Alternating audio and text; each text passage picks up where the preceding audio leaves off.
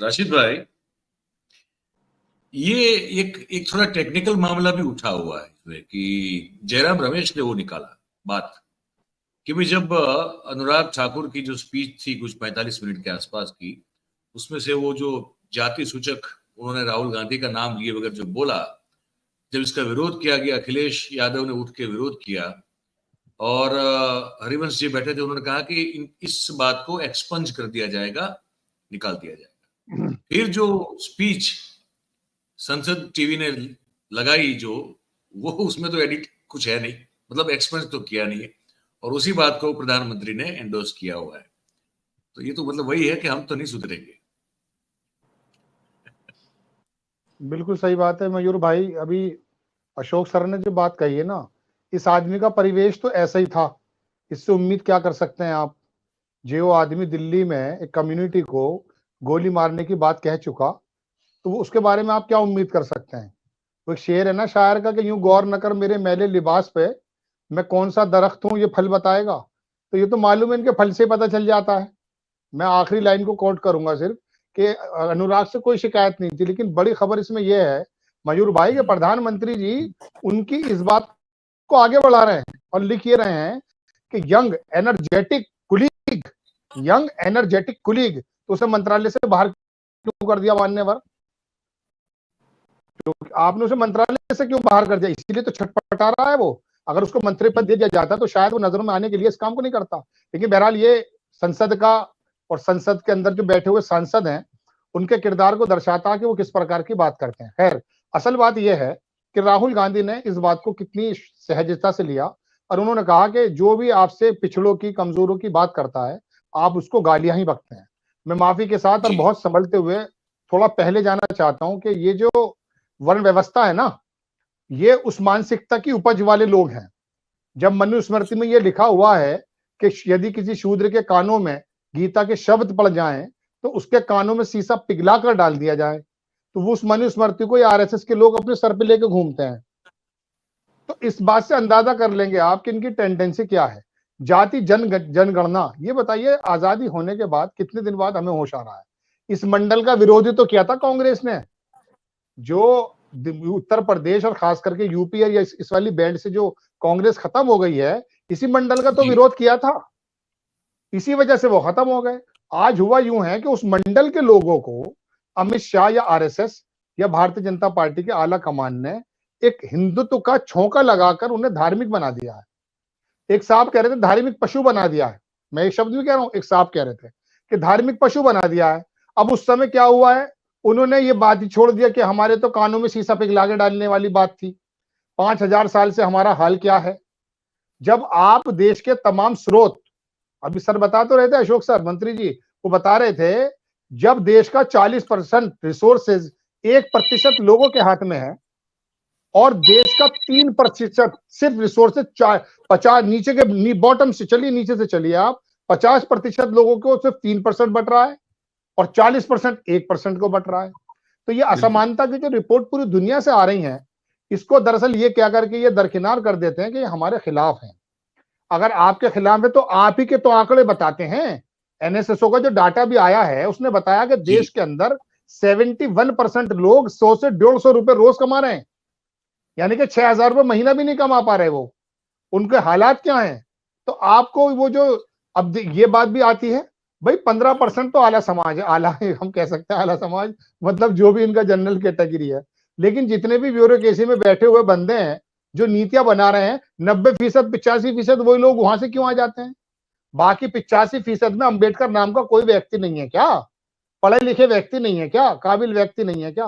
लेकिन वो जो 5000 साल पुरानी मेंटेलिटी है, अनुराग ठाकुर ने जिसको दिखाया है, उसी पर होना है। तकलीफ इस बात की होनी चाहिए मयूर भाई, राहुल गांधी ने बढ़िया स्पीच की, हमने चलिए तारीफ कर दी, सब लोगों ने की, मैंने कल परसों इसका एक एपिसोड भी बनाया था। देखिए हम स्पीच सुनना नहीं चाहते, हमने बहुत लोगों को सुन रखा है, हम बड़ी मीठी मीठी बातें बहुत लोगों को सुन चुके हैं, और अगर मन के अंदर अशांति होगी तो जाके किसी सत्संग में बैठेंगे। संसद का मतलब कुछ और है, प्रोडक्टिविटी की बात करिए, कीजिए आप तरक्की की बात कीजिए, आप बुनियादी सवाल रखिए। वो एक ट्रैप डालते हैं। योगी आदित्यनाथ एक बात कहता है कि नाम प्लेट लगा दो साहब। अब हुआ क्या है, राशि जहीर लग गई इसी काम के अंदर। अरे यार ये हमारे सामने चारा डाल देते हैं यार, हम इसके अंदर आ जाते हैं। संसद में अनुराग ठाकुर ने ये बात कही, ये हम बात तो करेंगे लेकिन संसद के बाहर करेंगे। फिलहाल तो ये बात बताओ कि बुनियादी सवाल क्या है, उन लोगों को आप उनका हक देना चाहते हैं मोदी जी या नहीं? और अपना डेलीगेशन लेकर के बैठ जाइए आप संसद के प्रांगण में और बात कीजिए कि जाति जनगणना में आपको परहेज क्या है। आप नवी सूचना में, नवी शेड्यूल के अंदर डालना नहीं चाहते हैं नीतीश कुमार की उस बात को, ताकि वो न्यायालय से बाहर निकल जाए। आप चाहते हैं कि न्यायालय इसमें बार बार अड़ंगा डाल दिया उसने अड़ंगा पिछले परसों तरसों। अब इसी लड़ाई में चलते रहेंगे ना, क्योंकि न्यायालय भी तो मजबूर है ना, वो भी तो संविधान के मुताबिक ही बात बताएगा ना मयूर भाई। तो कहने का मतलब यह है कि राहुल गांधी हो या अखिलेश यादव, अगर जाति सूचक उसने कोई बात भी कह दी है तो उसने किरदार दिखाया है। राहुल गांधी ने अपनी बात बताई है, तेरी खता नहीं कि तू गुस्से में आ गया, पैसे का जोम, मनसब का जोम तेरे लहजे में आ गया। तो ये तो इनके मनसब का जोम है इनके लहजे में। तो बात यह कि हमें बना करके धरना देना चाहिए, या मैं नहीं जानता कि कौन सा संवैधानिक अधिकार है कि इसके बारे में ये कहा जा सके कि आप जाकर के बिल्कुल इस पर जोर डाल दीजिए कि कोई काम नहीं होगा। सबसे पहले आप ये बताइए जाति जनगणना कब होगी और उसी के आधार पर तुम्हारे रिसोर्सेज बटेंगे जो भी कुछ हैं। और उस आधार को, एक बात और भी मल्लिकार्जुन खड़गे ने कल ट्वीट किया, बहुत शानदार, बड़ी शानदार बात कही उन्होंने, पढ़िएगा आप। उसके अंदर उन्होंने यही बात कही कि हाँ मैं दलित हूं, हाँ मैं सारी बातें उन्होंने कही है।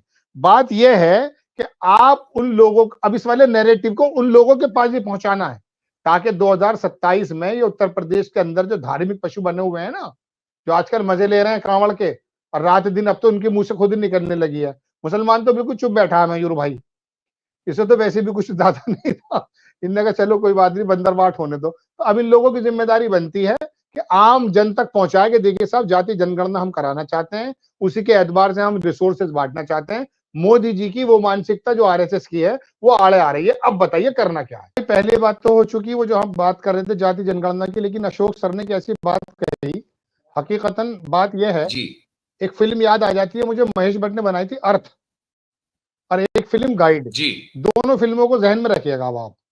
अर्थ फिल्म में जब स्मिता पाटिल जो है कुलभूषण खरबंदा की बेवफाई से बेपनाह परेशान हो जाती है, तो उसकी जिंदगी में राज किरण आता है, और राज किरण आकर के फिर उसकी जिंदगी के अंदर एक नया खुशबू जो है डालने की कोशिश करता है।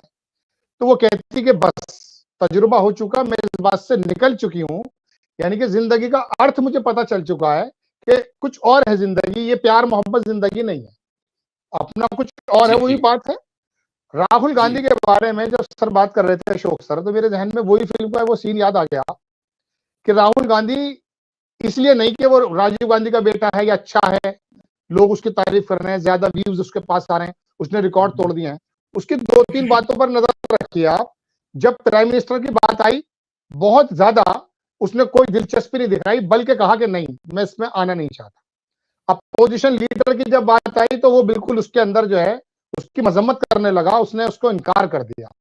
खड़गे साहब ने मजाक किया, लहजे में कहा कि हम हुक्म दे रहे हैं आपको बनना पड़ेगा, तब जाकर के वो बना, वरना उसका इंटरेस्ट इन चीजों में निकल चुका है। वो दरअसल जमीन पे जुड़े उस आदमी की बात को आगे पहुंचाना चाहता है, वरना जैसे अभी बिलाल भाई ने बात बताई कि इतना मतलब किस फैमिली से ताल्लुक रखता है वो कहता है ना सोने के चम्मच, मोदी जी सोने के चम्मच ही लेके पैदा हुआ था, वो हकीकत बात तो यह है।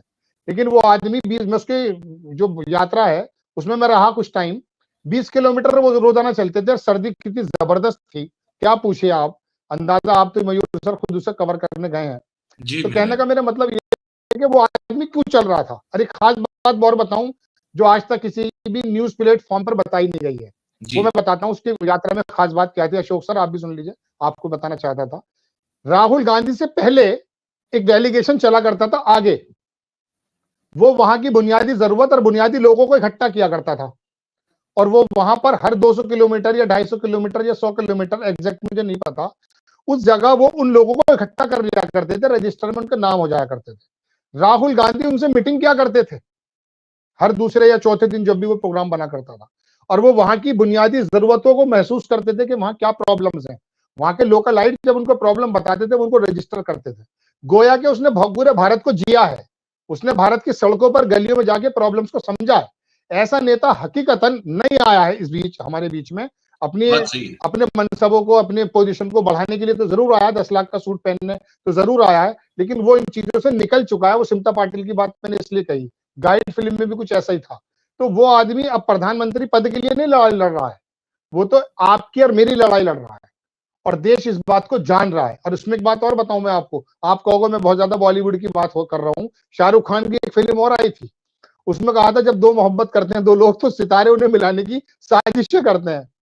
आपको मैं बताऊं, ये जो व्यूज आए हैं अभी, बीइंग्स डाटा के जो डाटा आया है, उसके अंदर 32% राहुल गांधी को देखा गया टोटल व्यूज में, और 30% जो है वहां कांग्रेस आई को देखा गया है, और बाकी उत्तर प्रदेश कांग्रेस को। 100% व्यूज में से 85% व्यूज जो आए हैं वो राहुल गांधी या उसकी पार्टी को मिले हैं, और और मोदी जी सिर्फ 3% में सिमट गए। मैं आपको बता दूं तो ये बताता ये है कि कुदरत भी चाहती है कि राहुल गांधी लोगों के दिल में उतर जाएं, और कुदरती तौर पर उतर भी रहे हैं। आज देख लीजिएगा, इलेक्शन से पहले के माहौल में और इस माहौल में बड़ा फर्क है। आज अगर इलेक्शन हो जाए ना साल भर में, मजूर भाई मैं आपको सच बता रहा हूं, ये 79 सीट्स के बारे में तो बात कर रहे हैं कि मैं घपला हुआ नहीं हुआ, ये पूरे भारत में साफ हो जाएगा। मैं तो लगातार बता रहा हूँ ना, मैं तो वो आंकड़ा भी दिया कि 5 करोड़ 13 लाख वोट बढ़े कैसे। उसके बाद एडीआर ने जो आंकड़ा निकाला है वो भी, उसमें भी थोड़ा बहुत मेरा बस आखिरी लाइन ये है कि हर सीट पर राहुल गांधी लड़ेगा अगर साल भर में इलेक्शन हो जाते हैं। ये कहते हैं ना हर सीट पर मोदी जी लड़ रहे थे, हर सीट पर राहुल गांधी लड़ेगा और वो जीत जाएगा, देख लीजिएगा।